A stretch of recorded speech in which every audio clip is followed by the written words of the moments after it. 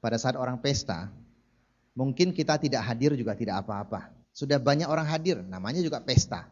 Tapi pada saat orang sedang berkesusahan, ketika derita melanda, dia mengalami orang yang dia cintai meninggal dunia, kita datang saja tidak banyak ngomong saja itu sudah cukup menghibur. Apalagi kita mau berdoa baginya, bahkan kita mengantar sampai di kuburan. Tapi kan zaman sekarang sudah langka Romo mau ikut ke kuburan. Katanya kuburannya jauh-jauh. Di Surabaya masih dekat-dekat tidak apa-apa. Di Jakarta jauh sekali. Saya baru 2 bulan di Jakarta, sudah 2 kali saya ke tanah kuburan yang namanya Kuilin. Kuilin itu jauh sekali di Jonggol, di Cibubur naik lagi, sangat terpencil. Dan keluarga merasa senang, merasa ditemani. Sehingga saya pikir meskipun mereka menderita, tapi agak terhibur sedikit karena ada Romo mau ikut mereka menderita bersama-sama, ada umat mau datang juga. Hari ini dikatakan bahwa di mana Tuhan berada saat derita melanda. Tadi saya bertanya siapa yang tidak pernah menderita? Semua orang pernah menderita. Cuma kadang-kadang kita katakan ya sudahlah, nasib, takdir. Ada yang tidak terima, pokoknya aku marah. Bisa marah pada orang lain, bisa marah pada diri sendiri. Bahkan marah juga sama Tuhan. Ini yang tidak pantas, marah sama Tuhan. Karena belum tentu Tuhan mendatangkan derita. Loh, di Alkitab dikatakan Tuhan menghukum orang. Memang di Alkitab ada seperti itu. Tapi itu kan yang sudah ditulis, sudah menjadi kenyataan. Zaman sekarang ini ketika kita mengalami penderitaan, adakah tertulis di Alkitab bahwa itu Tuhan yang buat? Belum tentu. Nah, yang paling menderita adalah kita sudah menderita, tetapi tidak menerima kenyataan bahwa kita ini sudah menderita. Harusnya kita bangkit dari penderitaan. Yang paling menyakitkan adalah kita tidak mau bangkit. Terus salahkan orang. Bagaimana kita bisa bahagia kalau kita mempunyai pikiran seperti itu? Baru-baru ini ada orang tua datang pada saya. Romo, saya pusing sekali sama anak saya. Kenapa Bu?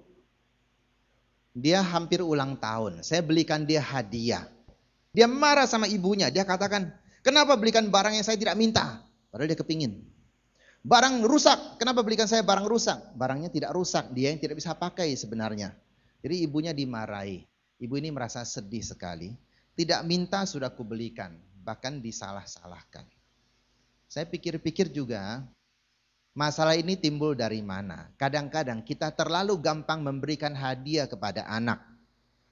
Asal ulang tahun, zaman sekarang anak berpikir bahwa kalau saya ulang tahun saya berhak menuntut orang tua memberikan kado. Betulkah demikian? Siapa yang berjasa kalau anak ulang tahun sebenarnya? Orang tua yang berjasa. Lah kok yang berjasa ngasih kado sama anak? Harusnya kalau kita ulang tahun, kita ngasih kado sama papa dan mama. Papa dan mama ini kado kecil saja, tidak bisa membalas jasa papa dan mama. Tapi minimal untuk menyenangkan papa. Kalau ada kado, nggak ada kado, papa dan mama, saya mencoba untuk bersikap lebih baik lagi, berbakti kepada papa dan mama. Lebih menghormati Tuhan lagi sebagai tanda saya semakin dewasa. Harusnya demikian. Tapi terbalik sekarang. Anak nuntut hadiah sama orang tua. Kalau tidak kasih dimarah-marahi.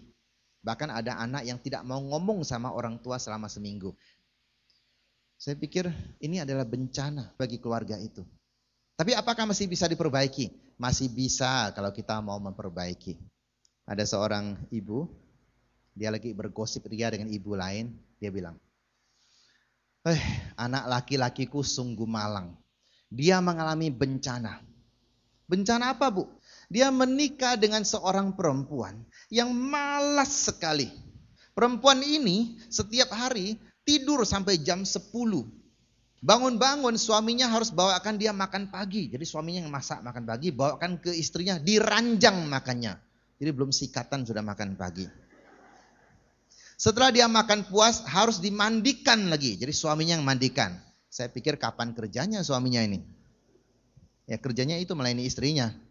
Jadi menurut ibu, anaknya ini malang sekali sebab dapat istri yang kata orang Surabaya, bocai. Tidak ada gunanya lah. Malang anaknya dapat istri seperti itu. Terus temannya tanya, ibu kan punya 2 anak. Anak perempuan bagaimana? Oh, anak perempuan saya beruntung sekali. Gimana Bu? Dia dapat suami yang baik sekali.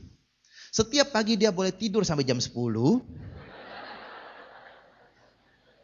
Sudah itu suaminya bikinkan makan pagi lagi. Bawakan ke ranjang lagi. Layani dia makan. Setelah itu masih mandikan dia loh. Aduh, hoki banget anak perempuan saya, dia bilang. Yang bencana anak orang lain. Bencana atau tidak bencana tergantung dari sudut pandang kita sebenarnya. Kalau kita anggap itu bencana, bahkan kita tidak mau memperbaiki diri, tidak mau dihibur orang, memang itu adalah bencana. Tapi kalau kita mau bangkit, masih bisa bangkit. Meja ini tumbang misalnya, kalau tidak ada yang angkat dia naik, dia tidak akan berdiri lagi. Tapi kalau ada yang bangunkan, maka dia tegak lagi kembali seperti semula. Masalahnya adalah banyak orang sudah mengalami bencana, entah kehilangan suami, atau suaminya meskipun masih hidup tapi jahat, tidak lagi cinta pada dia, atau istrinya tidak baik, atau anaknya tidak baik, atau kehilangan orang yang dia cintai, atau kehilangan harta, atau diciak orang misalnya. Tergantung bagaimana kita memandang. Memang itu sudah terjadi. Kalau saya mau lepas dari bencana itu, saya harus bangkit. Menerima kenyataan, memang orang yang saya cintai sudah tidak ada. Saya tangisi dia juga, percuma dia tidak akan bangkit lagi. Lebih baik saya perhatikan yang masih ada hidup bersama saya. Jangan satu anak meninggal dunia, masih punya 3 anak. Yang satu ditangisi sampai bertahun-tahun, yang 3 nggak keurus. Itu lebih bencana lagi. Itu tidak adil kepada yang 3. Jangan misalnya kita diciak orang sedikit, tapi masih punya harta banyak untuk berbuat baik. Tapi kita tidak perhatikan itu. Kita renungin, tangisi yang hilang itu. Itu sungguh-sungguh adalah bencana. Di mana Tuhan berada ketika bencana terjadi? Itu pertanyaan kita. Dan kita mau tahu. Sebab banyak orang menyalahkan Tuhan. Ada orang tua, bapak ganteng, ibu cantik. Lahir anak BBM. Apa itu BBM? Bayi berbentuk monyet. Enggak mirip bapaknya, enggak mirip ibunya. Lalu suami mulai curiga pada istri. Istri juga curiga sama suami. Dia pikir, wah ini pasti bapak main dukun-dukun nih. Makanya anak kita dikutuk kayak monyet gitu. Jelas-jelas itu anak bapak ini. Kalau memang sudah lahir monyet, ya sudahlah didandani sedikit jadi Sun Gokong, lumayan. Jelek sih jelek, tapi orang jelek laris loh sekarang. Di TV banyak sekali orang jelek. Bayarannya mahal. Yang ganteng aja bayarannya tidak semahal itu. Yang jelek-jelek mahal sekarang. Meskipun jelek, tapi dia mau berusaha. Dia gunakan kejelekannya untuk membuat orang tertawa, menghibur orang.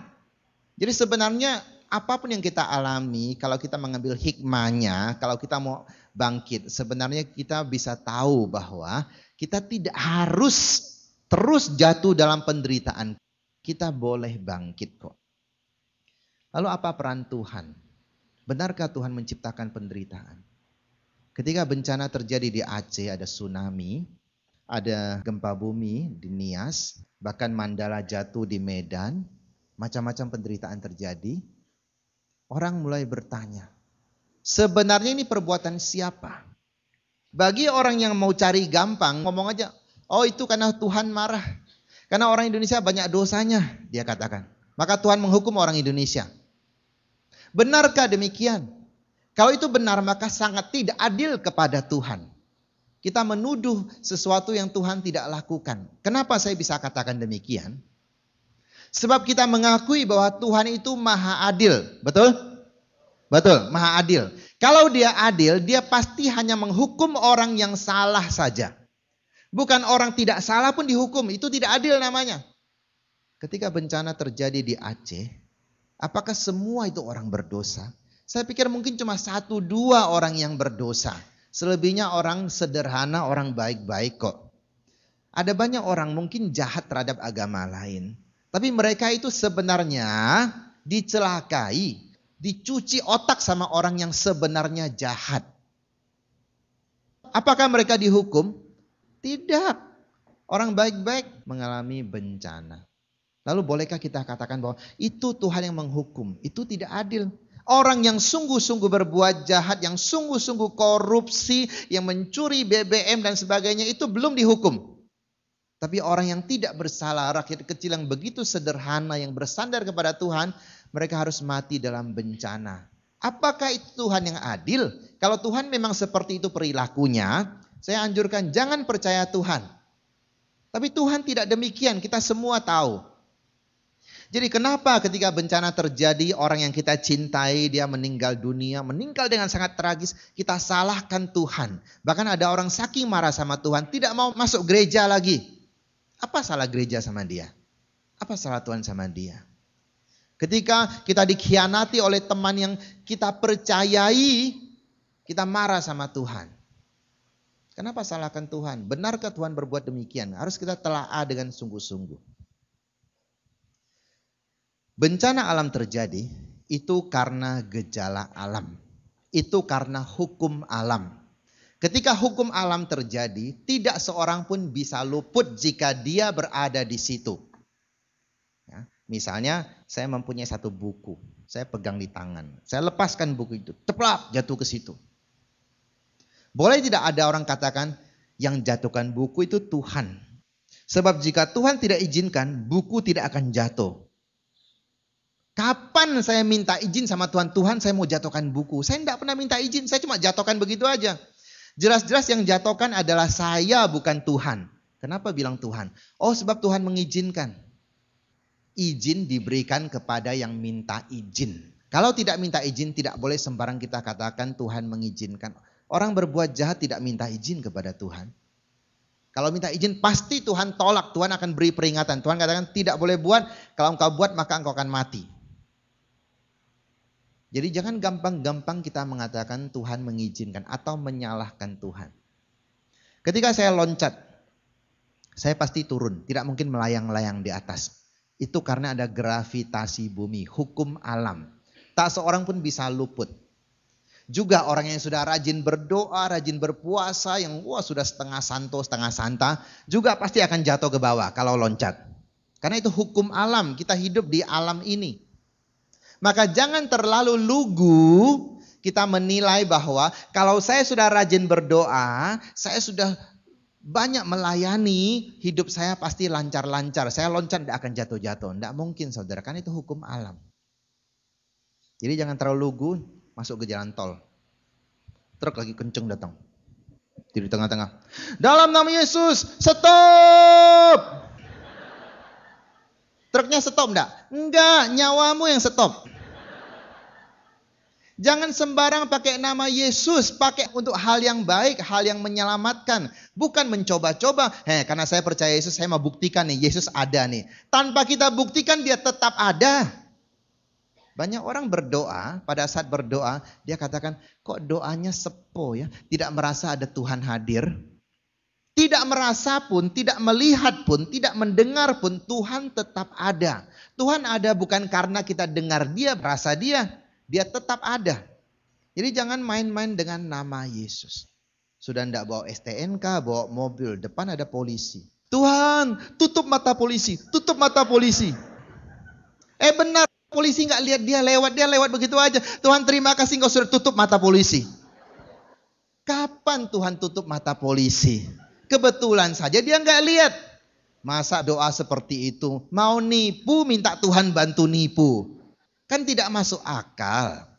Datang ke mall, mau parkir, susah parkir, tempat parkir penuh. Tuhan, kasih tempat parkir dong. Tuhan kasih tempat parkir, salam Maria penuh rahmat. Benar ada tempat parkir. Tuhan terima kasih. Emangnya dia tukang parkir apa? Kalau mau dapat tempat parkir banyak, datang tengah malam. Pasti banyak tempat parkir. Atau pagi-pagi datang. Sudah ramai, menyulitkan Tuhan lagi. Kalau nggak dapat marah sama Tuhan. Itu nggak benar. Hati-hati.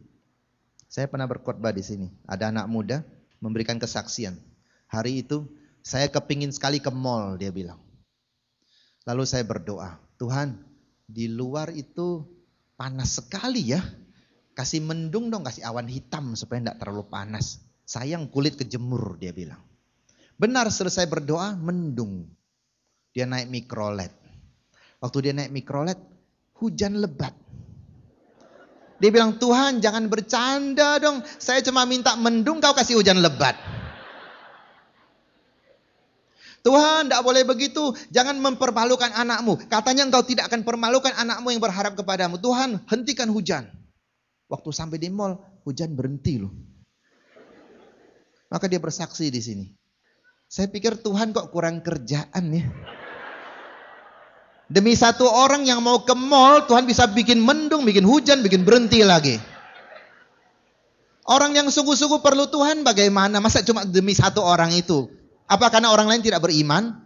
Tidak boleh begitu, itu ngawur. Masuk restoran, pesan bakmi. Penuh lalat bakminya jam 12 siang. Kenapa lalat jam 12 siang banyak bakminya?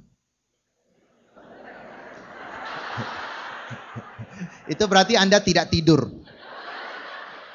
Kata orang Surabaya, ciami. Saya khawatir kalau mulai sudah tidur, kacau. Jadi bakmi banyak lalat jam 12 siang. Kenapa?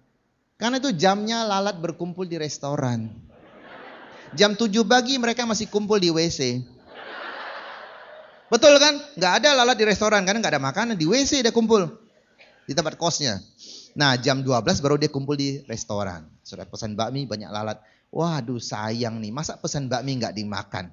Sayang kan? Dalam nama Yesus, saya makan tidak apa-apa, coba aja makan, sakit perut. Sudah tahu itu jorok masih dimakan juga. Kalau mau juga singkirkan yang di atas, mungkin bawah tidak kena kan. Jangan sembarang pakai dalam nama Yesus. Mentang-mentang punya Yesus. Yesus ini bukan diciptakan untuk kita. Jangan salah loh. Banyak orang berpikir Tuhan diciptakan untuk saya. Maka kalau saya minta apa sama Tuhan, Tuhan harus dengar saya. Salah. Yang benar adalah kita diciptakan oleh Tuhan untuk Tuhan. Itu yang benar. Jadi malam ini mari kita pegang satu prinsip ini. Kita diciptakan untuk Tuhan. Mari ulangi bersama-sama saya. Kita diciptakan untuk Tuhan. Sekali lagi. Kita diciptakan untuk Tuhan. Jadi jangan ngawur, jangan terbalik. Bukan Tuhan diciptakan untuk saya. Siapa lebih dulu ada, dia lebih dulu ada. Gimana kita bisa menciptakan dia? Tuhan ada dengan sendirinya, bukan ciptaan kita. Maka kalau kita perlu sesuatu, jangan paksa Tuhan. Kalau kita tidak dikasih sama Tuhan, Tuhan mempunyai rencananya sendiri. Sebab kita ini diciptakan untuk Dia. Dia yang ngatur kita, bukan kita yang ngatur Dia. Tapi kadang-kadang sikap kita ini sangat tidak menyenangkan. Sudah diciptakan, sudah tidak memuliakan Tuhan dengan hidup baik. Kalau kolektor dia pura-pura tidak lihat, tidak mau bantu pekerjaan Tuhan. Sudah jahat, tidak mau mengampuni orang, tidak sesuai perintah Tuhan. Tidak menyenangkan kan? Mintanya banyak lagi. Kalau nggak dikasih marah sama Tuhan, ngancam. Itu tidak menyenangkan saudara. Kita mau minta sama Tuhan, tapi sikap kita tidak menyenangkan. Anak saja tahu menyenangkan orang tua kalau ada maunya. Istri saja kalau sudah mulai senyum-senyum sama suami pagi-pagi, itu biasanya ada maunya. Suami kalau sudah panggil-panggil istrinya, say, itu biasanya juga ada maunya. Bisa juga dia lupa nama istrinya, cuma tahu saya aja. Itu menyenangkan. Berusaha menyenangkan dulu. Jangan seperti ini nih. Suatu hari saya bawa 4 frater singgah di warung makan. Kita lagi makan, anak kecil datang ngamen. Tangan kosong, enggak bawa gitar, enggak bawa apa-apa. Lagunya begini. Manusia lebih kejam dari bebek.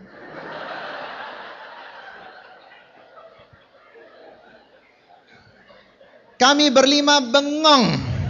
Melongo. Hah? Lagu apa itu? Karena melihat kami melongo, dia ulangi sekali lagi loh. Dia pikir nggak jelas loh. Manusia lebih kejam dari bebek. Begini. Yang bikin jengkel adalah kami sedang makan bebek goreng. Itu kata orang Surabaya, bencekno. Kita sempat emosi. Sejak saat itu kita luka batin loh. Nggak berani makan bebek kalau cuma sedikit. Kalau banyak sikat aja. Peduli amat. Itu tidak menyenangkan. Karena tidak menyenangkan, kita kasih duit juga. Berapa? Cepek men, cepek. 100 usir dia pergi. Karena tidak menyenangkan. Mari kita bertanya, apakah sikap kita sudah menyenangkan Tuhan sehari-hari ini loh? Akan Tuhan tidak kelihatan. Jangan salah. Istrimu itu adalah titipan Tuhan. Kalau kau tidak baik-baik sama istrimu, engkau tidak menyenangkan Tuhan. Suamimu adalah titipan Tuhan. Jika engkau tidak baik-baik sama suamimu, engkau tidak menyenangkan Tuhan. Hidup ini adalah titipan Tuhan. Jika hidup kita tidak bisa kita jaga dengan baik, mulut kita, otak kita, tindakan kita tidak bisa kita jaga dengan baik, kita tidak menyenangkan Tuhan. Udah itu masih banyak minta lagi sama Tuhan. Udah itu bencana terjadi, salahkan Tuhan lagi. Itu tidak benar. Kita katakan Tuhan maha tahu, maha adil. Terus kalau Tuhan maha adil, kenapa ada banyak orang jahat tidak dihukum oleh Tuhan? Tuhan punya waktu dan rencana sendiri. Tuhan begitu penuh kasih, banyak orang baik, dia ambil lebih dulu untuk mati dulu sehingga tidak berdosa lagi. Banyak orang jahat dia kasih kesempatan untuk hidup lebih lama supaya bertobat. Banyak loh orang jahat umurnya panjang. Tapi jangan dibalik, bukan orang umur panjang dia jahat, tidak. Ada orang umur panjang memang dia masih punya tugas banyak di dunia ini. Tapi ada juga orang umur panjang karena jahat, belum bertobat. Ada juga. Jadi Tuhan itu maha kasih. Waktunya beda dengan waktu kita. Kita ini maunya cepat-cepat hukum orang. Kalau lihat orang sudah bersalah kita mau hukum aja. Kalau kita bersalah kita minta ampun. Minta dimaklumi orang. Tuhan senantiasa memaklumi. Dia kasih kesempatan kepada kita. Orang Tionghoa punya satu pepatah. Wei san zhe fu sui wei zhi huo yi yuan zhi. Wei e zhe huo sui wei zhi fu yi yuan zhi. Maksudnya apa? Orang yang berbuat baik meskipun rezekinya belum tiba, malapetaka sudah jauh pergi dari dia. Ada banyak orang baik kan biasa-biasa saja, tidak terlalu berezeki kelihatannya. Tapi malapetakanya sudah jauh pergi. Apa malapetaka bagi kita? Yaitu pada saat kita mati, kita tidak bisa menghadap Tuhan. Kita tidak bisa bersatu dengan yang kita cintai itu. Itu malapetaka. Di dunia malapetaka itu hanya sementara saja. Ada orang badan berkebutuhan khusus di dunia. Tapi hatinya baik. Itu bukan malapetaka buat dia. Di mata Tuhan, dia itu orang yang beruntung. Tetapi sebaliknya, banyak orang buat jahat. Belum dihukum oleh Tuhan. Indonesia banyak sekali yang model begitu. Belum dihukum oleh Tuhan, tapi rezekinya sudah jauh pergi. Apakah dia akan diselamatkan? Bukankah Tuhan maha baik? Tuhan menyelamatkan semua orang. Tuhan memang menyelamatkan semua orang yang mau diselamatkan. Yang tidak mau yang enggak dapat. Loh saya mau kok. Saya mau, buktinya saya dibaptis. Baptis tidak menjamin keselamatan. Kalau sudah dibaptis tidak hidup sesuai dengan perintah Tuhan juga tidak akan diselamatkan. Ada banyak orang di luar kita tidak dibaptis, bahkan kenal Yesus saja tidak. Tapi perbuatan mereka sesuai dengan perintah Allah. Mereka tahu berkorban, mereka tahu mencintai, mereka tahu mengampuni juga. Mereka anak Tuhan, mereka berhak. Itu tandanya mereka mau diselamatkan. Ketika bencana terjadi, kalau kita tidak menghindar, kita memang akan kena. Waktu tsunami datang, dari sana nih, kenceng datang. Dia nggak akan pilih-pilih mana orang baik, mana orang jahat. Dia tabrak semua. Kalau dia pilih-pilih kayak gini nih. Orang jahat, tabrak. Orang baik, belok ah. Orang jahat, tabrak. Orang baik, belok ah. Itu tsunami gila namanya. Mana ada tsunami pakai belok-belok segala. Tabrak ya semua tabrak. Jadi kalau kita tidak pakai akal budi kita untuk menghindar. Dengan kekuatan kita untuk menghindar. Kita akan kena saudara. Ketika Mandala jatuh, orang mulai katakan, wah banyak orang berdosa. Lalu orang yang mati, apakah karena dia berdosa? Tidak, memang sudah waktunya dia mati. Kebetulan dia ada di pesawat itu. Coba dia tidak di situ, dia nggak akan kena. Bahkan orang yang tidak di pesawat pun, di rumah-rumah penduduk, kena mati juga.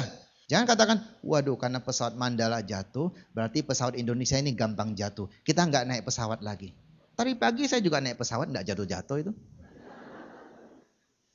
Kalaupun jatuh, bersyukurlah saya pergi lebih dulu. Waduh kasihan nih orang-orang pukat nih masih harus menderita. Tapi yang pergi dulu itu sebenarnya mempunyai tanggung jawab juga untuk mendoakan yang masih tinggal ini supaya perjuangan mereka berhasil. Kalau yang pergi belum menghadap Tuhan karena masih banyak dosa, masih di api penyucian. Kita yang hidup bantu dia, kita berdoa. Maka bencana sering terjadi karena gejala alam. Terus kan Tuhan yang mengatur alam ini. Kenapa Tuhan tidak hentikan saja tsunami-nya? Saudara sekalian, ketika Tuhan menciptakan dunia ini, dia sudah membuat semua teratur. Air dipisahkan, yang harusnya ada air, yang ada darat, ada darat. Tuhan sudah bikin itu teratur. Tapi rusak karena ulah manusia juga. Kenapa sekarang dunia begitu panas? Lapisan ozon sudah rusak. Surabaya panas sekali, kenapa? Karena terlalu banyak orang pasang AC juga sih. Karena di tengah rumah dingin, panasnya dilempar ke kota. Yang di kota yang tidak punya AC kepanasan. Coba semua orang tidak pasang AC, mungkin tidak akan panas. Tapi rasanya kok tidak mungkin kita kumpul banyak orang, lalu tidak pasang AC. Bisa sauna kita. Tapi zaman dulu orang bisa hidup, kenapa? Karena zaman dulu banyak ventilasi tidak tertutup seperti ini. Tapi kenapa bisa jadi begini? Karena ulah manusia kan. Bumi semakin rusak, kenapa? Ulah manusia juga. Jadi jangan salahkan Tuhan kalau memang kita yang buat itu. Bukan saya. Memang bukan Anda, tapi orang lain yang buat. Karena kita hidup di sini, saya kena getahnya. Saya kena akibatnya. Maka kalau saya mau orang lain juga hidup baik, mari saya pelihara lingkungan ini. Saya jaga baik-baik. Tanam pohon misalnya. Jangan buang sampah sembarangan. Saya sering perhatikan orang punya mobil mewah, tapi belum punya perilaku sebagai orang yang mampu punya mobil mewah. Buang sampah seenaknya, buang keluar. Jangan katakan, oh ada petugas kebersihan kok yang bisa nyapu. Kalau saya mau jaga kebersihan, saya sendiri mau jaga, maka sudah ada yang mau menjaga kebersihan. Kalau ada orang lain lihat saya menjaga kebersihan, dia turut saya, maka ada lebih banyak lagi orang menjaga kebersihan. Maka bersihlah kota saya. Masalahnya adalah kita suka tidak peduli. Maka bumi ini semakin rusak. Itu satu. Yang kedua kita lihat, ketika bencana terjadi, itu bisa saja karena ulah manusia yang menyalahgunakan kebebasannya. Ketika Tuhan menciptakan manusia, Ia memberikan kebebasan kepada manusia. Kepada binatang Tuhan tidak berikan kebebasan. Kepada tumbuhan apalagi tidak ada kebebasan. Binatang masih lumayan, masih bisa bergerak ke sana kemari. Tumbuhan ya di situ aja. Semua sudah diprogram. Kalau dia anjing, dia akan melahirkan anjing. Kalau anjing itu lapar, dia akan cari makan. Kalau makannya tidak ada, dia mungkin merebut makanan punya makhluk lain. Dia nggak peduli. Kalau sudah saat dia berkembang biak, dia lakukan saja meskipun depan orang, dia tidak ada malu-malunya. Karena programnya sudah demikian. Tapi kepada manusia beda. Kita tahu kapan harus makan, itu makanan kita atau bukan. Kalau punya kita makan, punya orang lain kita tidak sembarang sentuh. Kita harus beli atau kita harus minta. Kita manusia masih punya rasa malu, punya perasaan. Apalagi berkembang biak. Tidak mungkin manusia berkembang biak di mana-mana kan. Dia pasti cari-cari tempatnya, masih ada tahu malunya sedikit. Nah itu kalau tidak dimatikan jadi bencana. Maka sekarang sudah dimatikan, bencana sudah diatasi. Kan bagus, karena Tuhan kasih kita akal budi. Jangan tunggu, itu kan nyala untuk Tuhan. Masa bencana terjadi sih biar nyala aja nanti. Kalau sudah terbakar, Tuhan ku nyalakan lilin, kenapa terjadi kebakaran? Salahkan Tuhan lagi, padahal sudah nyala tidak kita matikan. Pakai akal sehat kita. Ketika Tuhan menciptakan manusia, dia beri kebebasan. Maka kita ini bebas untuk hidup menurut perintah Tuhan dan diselamatkan. Atau kita juga bebas untuk menolak Tuhan dan tidak diselamatkan. Hanya dua. Terima atau tidak terima. Maka ketika ada orang berbuat jahat kepada kita, jangan tanya Tuhan, Tuhan kenapa engkau biarkan dia berbuat jahat kepada saya? Karena Tuhan sudah beri dia kebebasan. Cuma dia salah menggunakan kebebasan. Ketika seorang suami menampar istrinya saking putus asa, masuk kamar berdoa. Tuhan, kupikir kau beri aku seorang suami yang baik. Dia begitu kejam. Kemarin dia masih romantis, hari ini Mike Tyson. Apakah Tuhan yang buat? Bukan, karena dia menggunakan kebebasannya dengan salah. Harusnya dia tidak tampar istrinya. Ketika orang yang kita cintai mati dalam kecelakaan yang hebat, bahkan tragis sekali. Kita bertanya, Tuhan, bukankah anak saya anak yang baik? Kenapa dia harus mati seperti itu? Itu karena ada orang yang menyalahgunakan kebebasannya. Orang yang nabrak dia itu loh. Entah karena ngantuk, entah karena minum minuman keras, entah karena tidak turut peraturan. Harusnya dia turut peraturan, tapi dia memilih tidak turut peraturan. Maka terjadilah bencana. Maka yang buat itu adalah orang yang bebas itu loh. Menyalahkan orang, itu mungkin sifat kita. Kalau ada salah pasti kita cari, siapa yang salah? Siapa kambing hitamnya? Kalau orang-orang nggak ada yang ngaku, Tuhan paling enak dituduh. Apakah menyenangkan kalau kita tuduh sesuatu yang dia tidak buat?